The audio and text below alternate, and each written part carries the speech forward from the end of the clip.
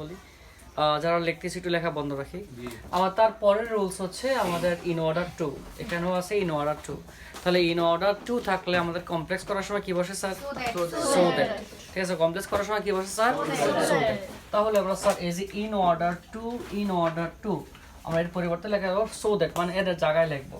তা যা আছে আমরা তাই লিখি। We go to school, in order two এর জায়গায় লিখবো সো দ্যাট। এবার দেখো সো দ্যাট এর পরে কিন্তু সাবজেক্ট আনা লাগবে। সাবজেক্টে কি আছে? উই না? তাহলে উই।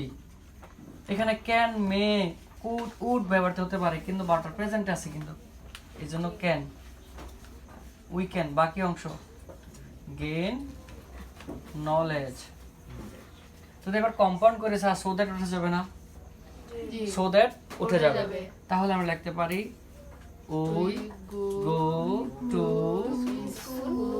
স্কুল, সো দ্যাট উঠে যাবে and we can gain knowledge. Gain মানে অর্জন করা।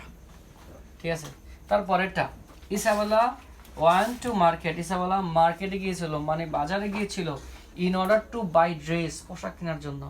দেখো স্যার আমাদের ইন অর্ডার টু আছে না? আমরা এখানে কি লিখে দেবো? So that. কি লিখে দেবো স্যার? So that. তাহলে শুরুতে যা আছে তাই লিখে দেই। Isabella want two, in order two এর জায়গা সো দ্যাট। এবার এই সো দ্যাট এর পর সাবজেক্ট আসবে না?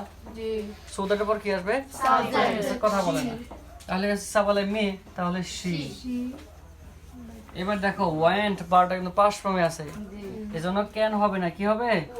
Could. Very good. She could buy dress. বুঝতে পারছি? এবার যদি স্যার কম্পাউন্ড করি, আমরা এই সো দ্যাট তুলে কি বসা দেবো স্যার? এন্ড। তাহলে ইসাবেলা ওয়ান্ট টু মার্কেট, আমার সো দ্যাট এর জায়গায় কি বসবে sir? And she could buy dress। বুঝতে পারছি? তার মানে আমাদের স্ট্রাকচারটা মনে রাখা লাগবে। আমাদের টু অথবা ইন অর্ডার টু থাকলে কি বসে কমপ্লেক্সে? So that. কি বসে? সো দ্যাট আমাদের মনে রাখা লাগবে। আমরা সবাই তুলে ফেলি।